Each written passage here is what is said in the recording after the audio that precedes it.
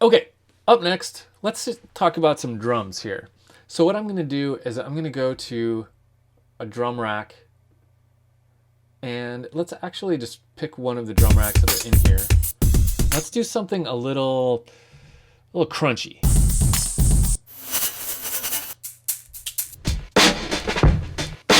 That's kind of cool. I want something a little industrial sounding to fit with this really dark thing that I've got going on here. So I'm going to throw this onto a MIDI track.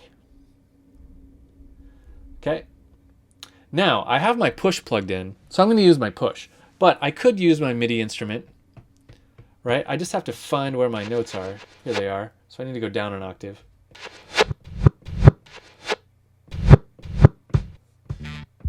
So I'm playing notes on my MIDI keyboard. There's my kick. Okay, so what I'm going to do here is I'm going to play in a beat. Now, I don't want to hear this while I'm doing it. Now, the reason I don't want to hear it is because I just don't want it to distract me. So I'm going to mute it. What the problem of bleed that we had when we were audio recording, and bleed would be I didn't want the drum track playing while I recorded the violin because it would come through the microphone. That's called bleed. That problem won't happen with MIDI, right? There's no analog recording here, so I can have everything playing full blast while I'm recording MIDI. That doesn't matter. But I don't want that to distract me, but I do want to hear the tempo, right? So I'm going to turn on the metronome here. So when I record, you're going to hear the metronome, right? It sounds like that. And we can change the sound of the metronome between these three things. This is the classic one, a click in wood. I like the wood one. Okay, so I'm going to play in a really simple drum beat.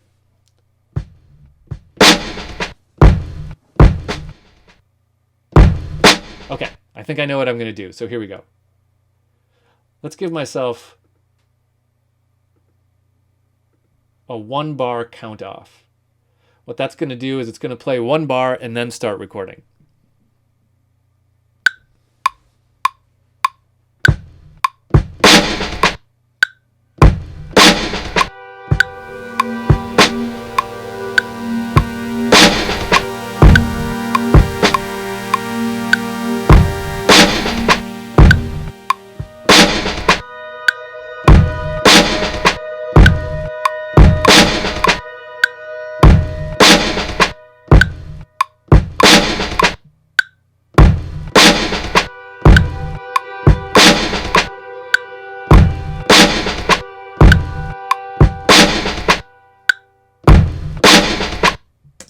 Okay, so that snare sample was a little unruly. My velocities were kind of all over the place.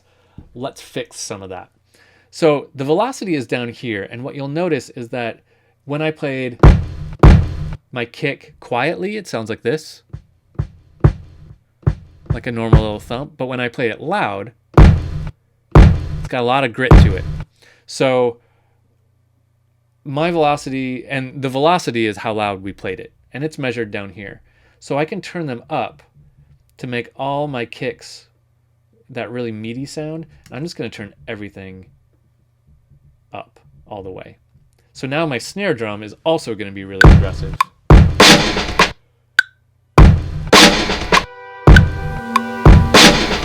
Okay, but now they're all even. Next thing I want to do is I'm going to tighten up my performance here. You can see how if I zoom in, you know, this one, I'm sure I meant to play here, and they're just a little bit off. So I'm going to Command A to select all the notes here, and then Command U to quantize them. Okay, that moved everything over onto the grid a little bit, but I need to do it a little bit better. So I'm going to go to Quantize Settings. That was a control click to get to here. Quantize Settings. I'm going to change it from current grid to 8th note. I'm going to say OK. Now everything got right on the 8th note. So now everything will be really tight.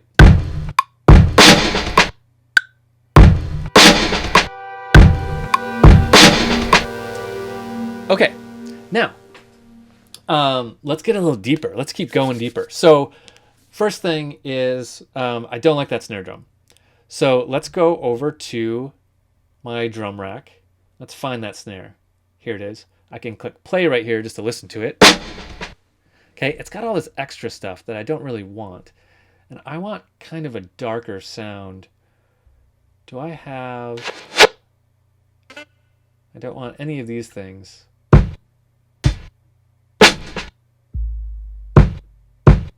I might want this kick. Nah, that kick's okay. So let's change the snare drum out. Let me just search my samples for a snare drum. I'm just going to search for snare. I'm going to just scroll through here till I find one that I want.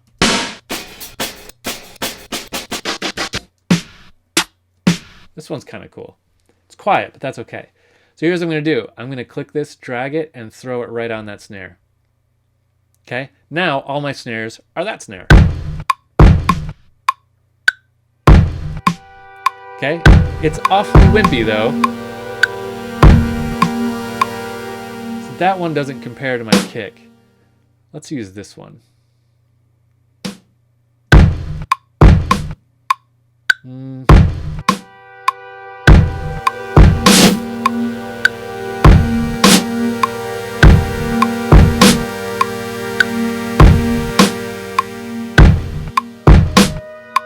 Okay, that's a little bit better. I'll roll with that for now. Now, I want to add in some of this hi-hat. Where was the hi-hat? I can audition by clicking on this so that I hear these.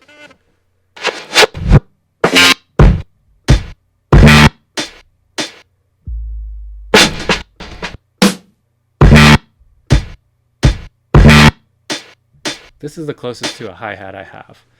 So I'm going to make this just really wet and do this. Let's see if that's what I want.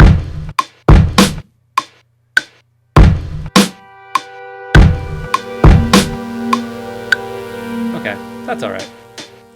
I'm just going to duplicate that, slide it over, duplicate, duplicate, duplicate, duplicate.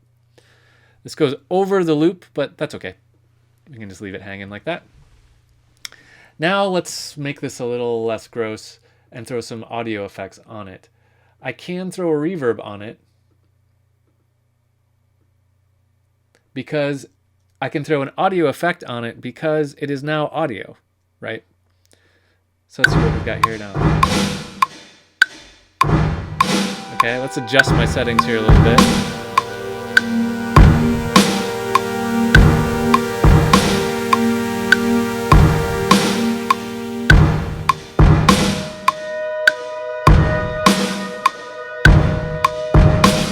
Okay, that's kind of cool. It's like in another world, but that's okay. We'll roll with it. So I played in this drum beat and then I modified it, right? Because it's MIDI notes, so I can really adjust the parameters of it quite a bit. I tightened it up with quantizing. I added some notes. I changed a sample. This is the freedom that you have when you're working with MIDI. I could even, if I wanted to, use all the sounds from this drum loop with it. I could just copy this up here, and now we're going to use the sounds from this loop, but with this rhythm. Let's mute the other one and just see how that sounds.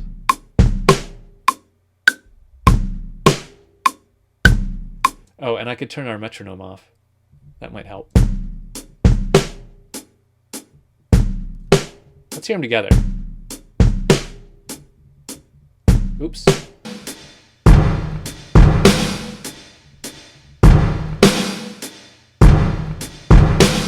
I kind of like that. I kind of like them both on, so I'm going to do it. Let's hear what we've got.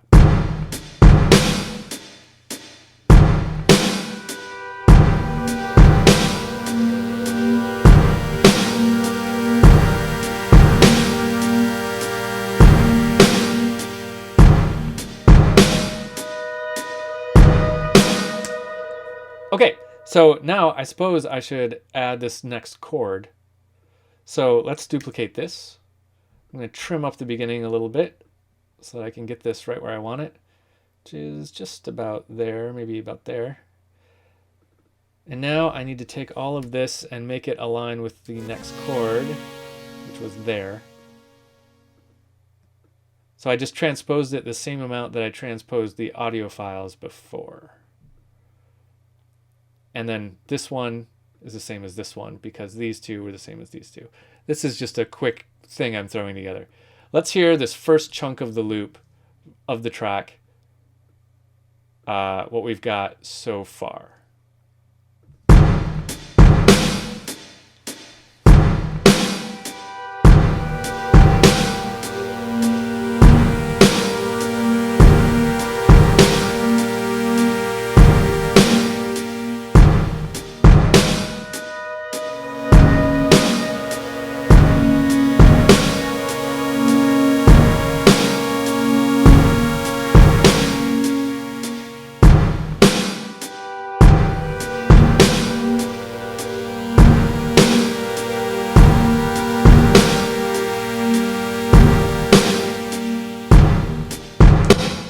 Okay, not bad.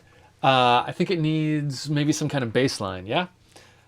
So let's, just to explore recording in session view, let's bump over and record that in session view.